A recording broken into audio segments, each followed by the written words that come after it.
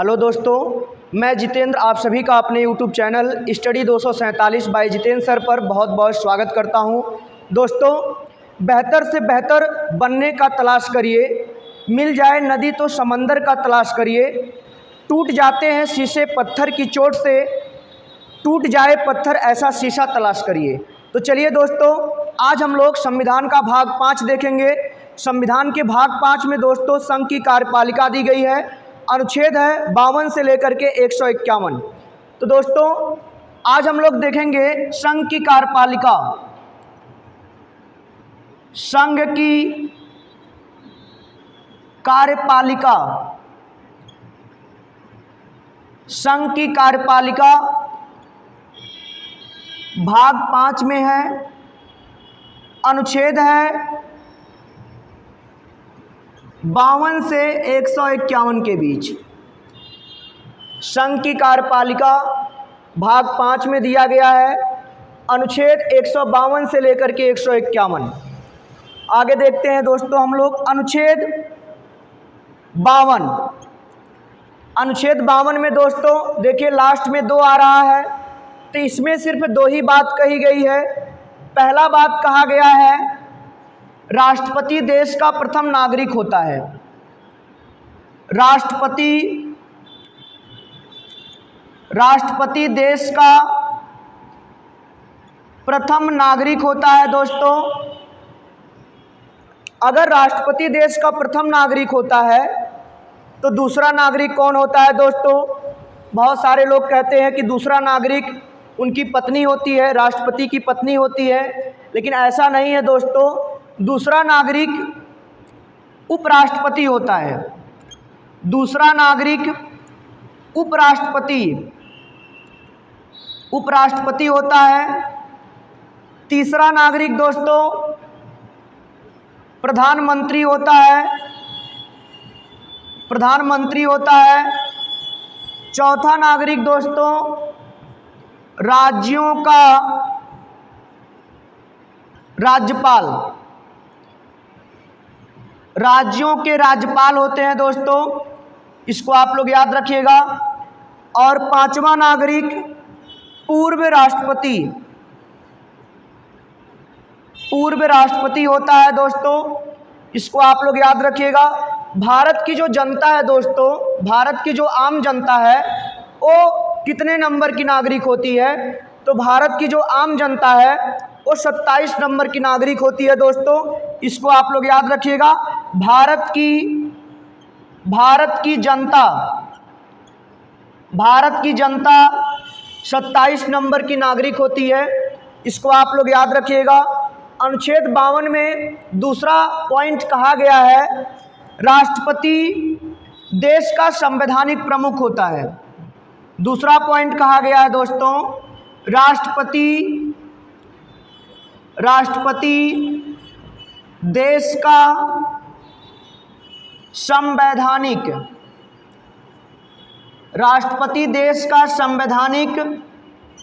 प्रमुख होता है, इसको आप लोग याद रखिएगा। अनुच्छेद 52 में दूसरा पॉइंट कहा गया है राष्ट्रपति देश का संवैधानिक प्रमुख होता है। दोस्तों देश का सभी कार्य राष्ट्रपति के नाम से ही किए जाते हैं, इसको आप लोग याद रखिएगा।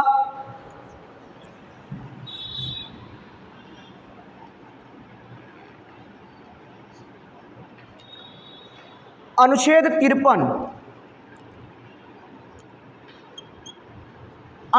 53 में 3 बात कही गई है दोस्तों। पहला बात कहा गया है संघ की कार्यपालिका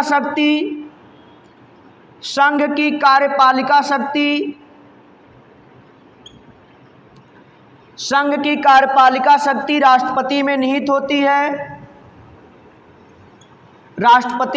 होती है। लेकिन दोस्तों राष्ट्रपति सिर्फ नाम मात्र का कार्यपालिका है, वास्तविक कार्यपालिका प्रधानमंत्री और उसके मंत्रिमंडल के पास होता है। पहला पॉइंट ये कहा गया है। दूसरा पॉइंट कहा गया है भारत में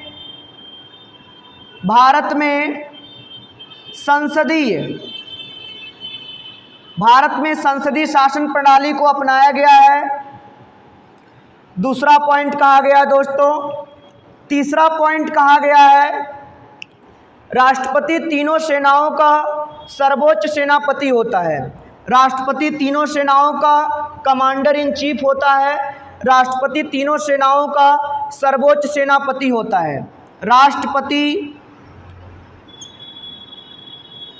राष्ट्रपति तीनों सेनाओं का सर्वोच्च सेनापति होता है। सर्वोच्च सेनापति होता है दोस्तों। जल सेना, वायुसेना, थल सेना, तीनों सेनाओं का सर्वोच्च सेनापति होता है राष्ट्रपति। तीसरा पॉइंट कहा गया है दोस्तों। पहला पॉइंट कहा गया है संघ की कार्यपालिका शक्ति राष्ट्रपति में निहित होती है। राष्ट्रपति सिर्फ नाम मात्र का कार्यपालिका है। वास्तविक कार्यपालिका प्रधानमंत्री और उसके मंत्रिमंडल के पास है। दूसरा पॉइंट कहा गया है दोस्तों भारत में संसदीय शासन प्रणाली को अपनाया गया है।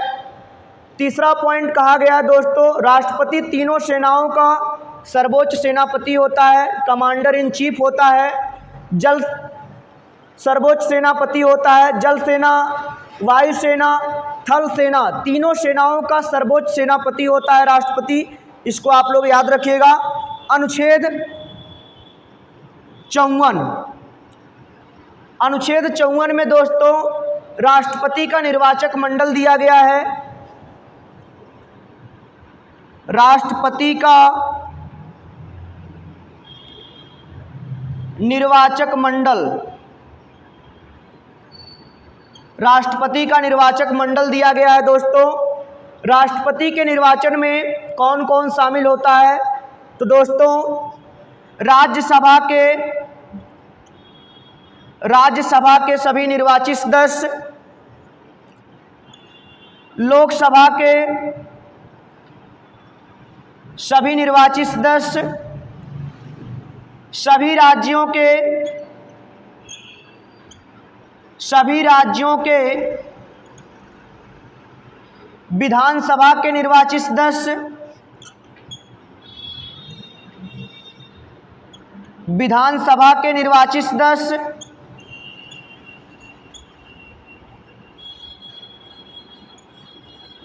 नवीनतम व्यवस्था के अनुसार दोस्तों 70वां संविधान संशोधन 1992 के द्वारा 70वां संविधान संशोधन 1992 के द्वारा दोस्तों दिल्ली और पांडिचेरी के विधानसभा के निर्वाचित सदस्यों को भी राष्ट्रपति के चुनाव में शामिल किया जाता है। तो दिल्ली और पांडिचेरी के विधानसभा के निर्वाचित सदस्यों को दोस्तों शामिल किया जाता है। तो राष्ट्रपति का निर्वाचक मंडल अनुच्छेद 54 में दिया गया है दोस्तों। राज्यसभा के निर्वाचित सदस्य शामिल होते हैं, लोकसभा के निर्वाचित सदस्य शामिल होते हैं, सभी राज्यों के विधानसभा के निर्वाचित सदस्य शामिल होते हैं। 70वां संविधान संशोधन के द्वारा 1992 में नया प्रावधान किया गया दोस्तों। नवीनतम व्यवस्था के अनुसार दिल्ली और पांडिचेरी के भी विधानसभा के निर्वाचित सदस्य राष्ट्रपति के चुनाव में भाग लेते हैं। आगे हम लोग देखते हैं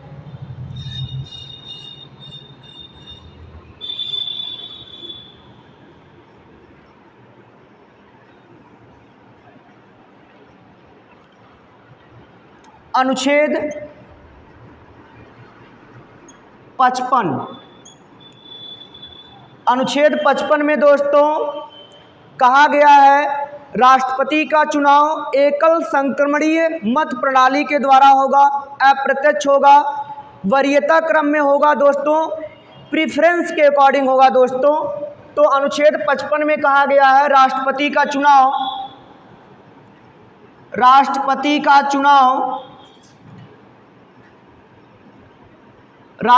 का चुनाव एकल संक्रमणीय मत प्रणाली एकल संक्रमणीय मत प्रणाली के द्वारा होगा। दोस्तों, कहने का मतलब है राष्ट्रपति का चुनाव प्रत्यक्ष नहीं होगा, अप्रत्यक्ष होगा। और राष्ट्रपति के चुनाव में दोस्तों सब लोग मतदान करेंगे, लेकिन प्रीफरेंस के अकॉर्डिंग जिसको ज़्यादा मतदान मिलेगा वही राष्ट्रपति बनेगा। दोस्तों, तो राष्ट्रपति का चुनाव अप्रत्यक्ष होता है, इनडायरेक्ट होता है और एकल संक्रमणीय मत प्रणाली के द्वारा होता है। दोस्तों, इसको आप लोग याद रखिएगा। वरीयता क्रम में राष्ट्रपति का चुनाव होता है। जैसे मान लीजिए एक कोई राष्ट्रपति पद के प्रत्याशी हैं जिसका नाम है ए, और एक कोई राष्ट्रपति पद के प्रत्याशी हैं जिसका नाम है बी, एक कोई सी नाम से राष्ट्रपति पद के प्रत्याशी हैं। तो दोस्तों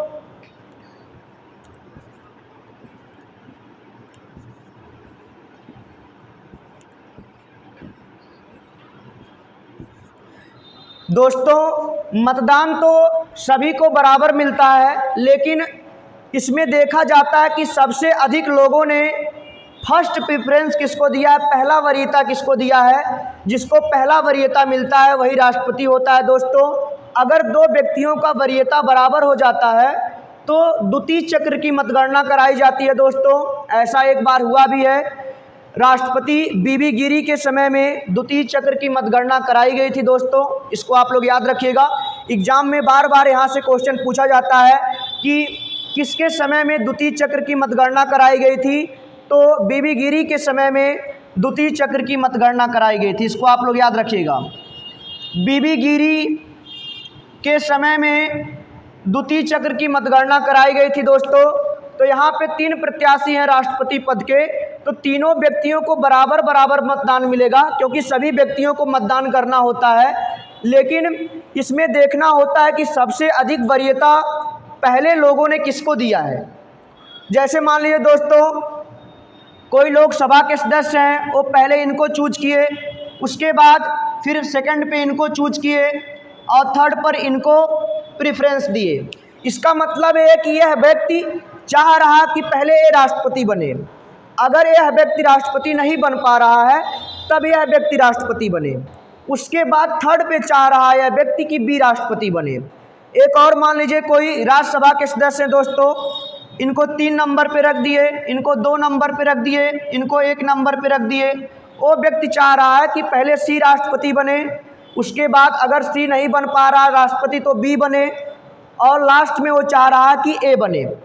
एक और मान लीजिए विधानसभा के सदस्य दोस्तों, ये चाह रहे हैं कि पहले ए राष्ट्रपति बने, उसके बाद बी राष्ट्रपति बने, उसके बाद सी राष्ट्रपति बने। उसके बाद दोस्तों एक और दिल्ली विधानसभा के सदस्य हैं, वो चाह रहे हैं कि पहले ए राष्ट्रपति बने, उसके बाद ए राष्ट्रपति बने, फिर ए राष्ट्रपति बने। और मान लीजिए दोस्तों एक राज्यसभा के सदस्य हैं, वो चाह रहे हैं पहले ए राष्ट्रपति बने, उसके बाद दोस्तों ए राष्ट्रपति बने, उसके बाद फिर पहले मान लीजिए पहले ए राष्ट्रपति बने, फिर ए राष्ट्रपति बने, फिर ए राष्ट्रपति बने। तो देखिए दोस्तों, इसमें पहला प्रेफरेंस सबसे ज़्यादा किसको मिला हुआ है, ए को मिला हुआ। देखिए ए को 3 व्यक्ति चाह रहे हैं कि पहले राष्ट्रपति बने, जबकि बी को सिर्फ एक व्यक्ति चाह रहा है कि पहले राष्ट्रपति बने। जबकि यहाँ पे सी को देखिए, सिर्फ एक व्यक्ति चाह रहा है कि सी राष्ट्रपति बने, पहले बने। तो देखिए यहाँ पे दोस्तों ए का प्रेफरेंस सबसे ज़्यादा है, तो ए ही राष्ट्रपति बनेगा। इसको आप लोग याद रखिएगा दोस्तों। आगे हम लोग देखते हैं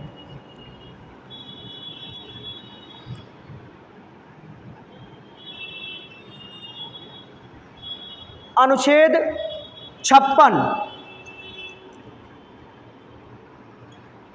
अनुच्छेद 56 में कहा गया है दोस्तों, राष्ट्रपति पद ग्रहण के तिथि से 5 वर्ष तक अपना पद धारण करेगा और यह अनिवार्य है कि कार्यकाल पूर्ण होने से पहले ही राष्ट्रपति का चुनाव करा लिया जाए। लेकिन दोस्तों अगर किसी कारणवश राष्ट्रपति का चुनाव नहीं होता है तो वो व्यक्ति अपने पद पर तब तक बना रहेगा जब तक कि उसका दूसरा उत्तराधिकारी नहीं आ जाता है, तब तक राष्ट्रपति अपने पद पर बना रहेगा। इसको आप लोग याद रखिएगा। राष्ट्रपति पद ग्रहण की तिथि से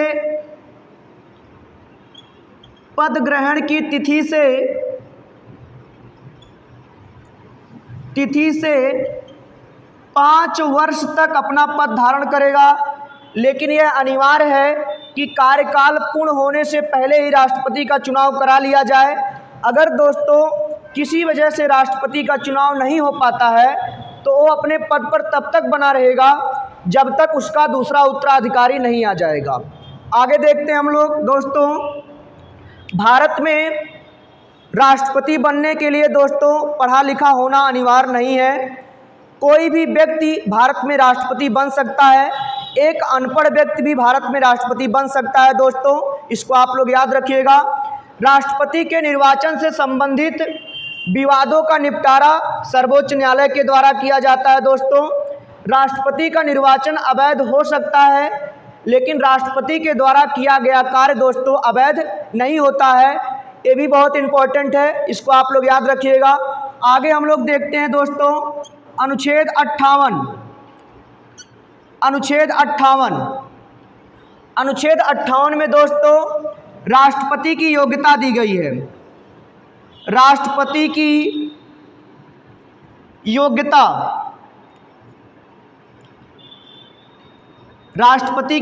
दी गई है दोस्तों। राष्ट्रपति बनने के लिए क्या योग्यता होना चाहिए? पहली योग्यता होना चाहिए कि वह भारत का नागरिक हो, भारत का नागरिक हो। दूसरी योग्यता होना चाहिए 35 वर्ष की आयु, 35 वर्ष की आयु पूर्ण कर चुका हो। तीसरी योग्यता होना चाहिए लोकसभा का सदस्य चुने जाने योग्य हो दोस्तों। चौथा योग्यता होना चाहिए लाभ का पद धारण ना करता हो, लाभ का पद धारण ना करता हो दोस्तों।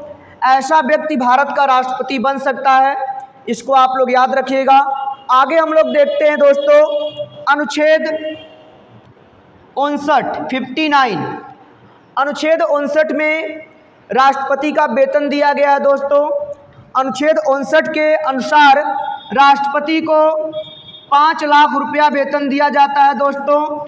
भारत की संचित निधि से, भारत की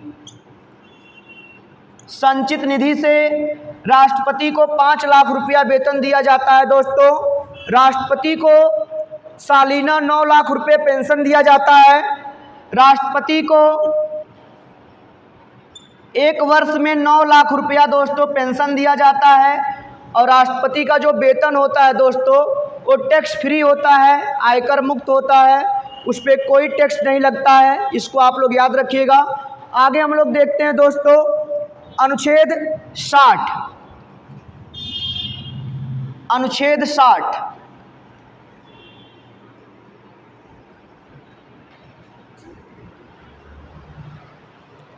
अनुच्छेद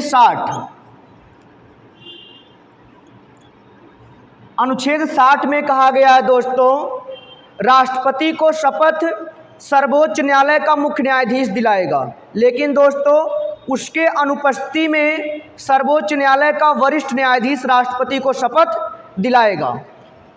राष्ट्रपति को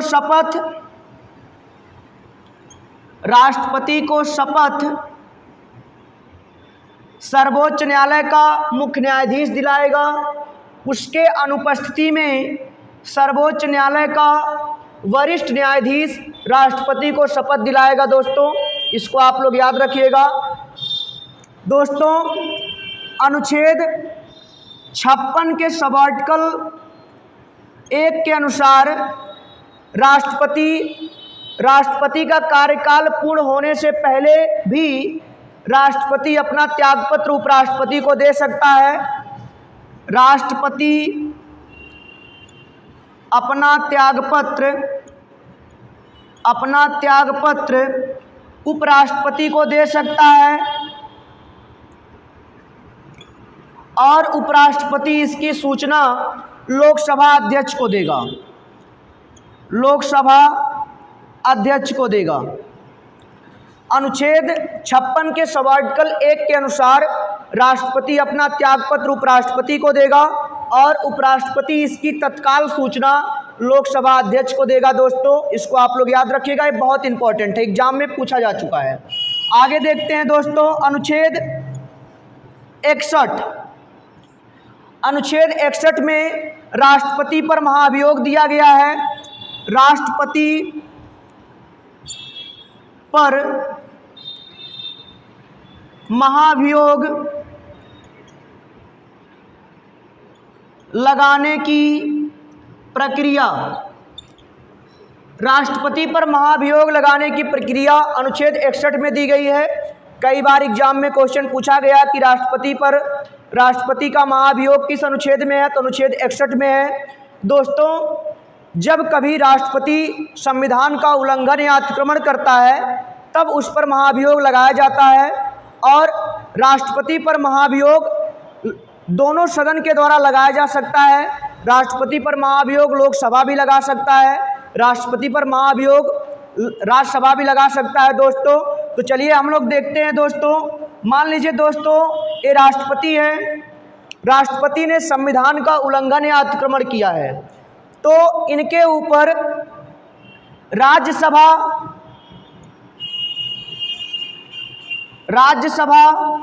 और लोकसभा दोनों सदन के द्वारा महाभियोग लगाया जा सकता है। लेकिन दोस्तों महाभियोग का प्रस्ताव जिस सदन में लाया जाएगा उस सदन के 1/4 सदस्यों के द्वारा एक एप्लीकेशन के माध्यम से 1/4 सदस्यों का हस्ताक्षर करके सबसे पहले राष्ट्रपति को सूचित किया जाएगा। राष्ट्रपति को 14 दिन पहले सूचित किया जाएगा। राज्यसभा के द्वारा जो सदन राष्ट्रपति पर महाभियोग लगाएगा उस सदन के 1/4 सदस्यों के द्वारा एप्लीकेशन लिख करके हस्ताक्षर करके राष्ट्रपति को दिया जाएगा, और राष्ट्रपति से कहा जाएगा साहब आप पर महाभियोग लगा दिया गया है, अगर आप कोई सफाई देना चाहते हैं तो दे सकते हैं, आपके पास 14 दिन का समय है। अगर राष्ट्रपति 14 दिन के अंदर कोई सफाई देना चाहता है तो दे सकता है, अगर कोई सफाई नहीं दिया तो इस सदन के द्वारा 2/3 बहुमत से पास करके दूसरे सदन में भेज दिया जाता है। उस एप्लीकेशन को दूसरे सदन में भेज दिया जाता है और लोकसभा तुरंत उस एप्लीकेशन पर 2/3 बहुमत से हस्ताक्षर नहीं करता है। दोस्तों लोकसभा जा करके जांच करता है कि राष्ट्रपति पर जो आरोप लगाया गया है सही है कि गलत है।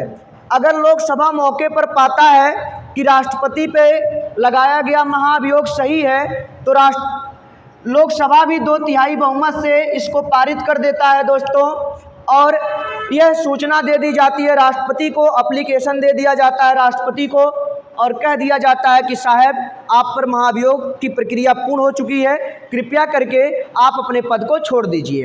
तो इसको आप लोग याद रखिएगा। दोस्तों जब संविधान का उल्लंघन या अतिक्रमण राष्ट्रपति करता है तो आर्टिकल 61 के द्वारा महाभियोग लगाया जाता है। महाभियोग लोकसभा के द्वारा भी लगाया जा सकता है, राज्यसभा के द्वारा भी लगाया जा सकता है, किसी भी सदन के द्वारा लगाया जा सकता है। दोस्तों लेकिन जिस सदन में महाभियोग की प्रक्रिया लाई जाएगी यह अनिवार्य है कि 14 दिन पहले उसको सूचना दी जाए, चाहे दोस्तों लोकसभा लगाए चाहे दोस्तों राज्यसभा लगाए। इसको आप लोग याद रखिएगा।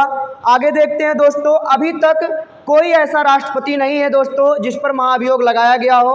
आगे देखते हैं अनुच्छेद 62। अनुच्छेद 62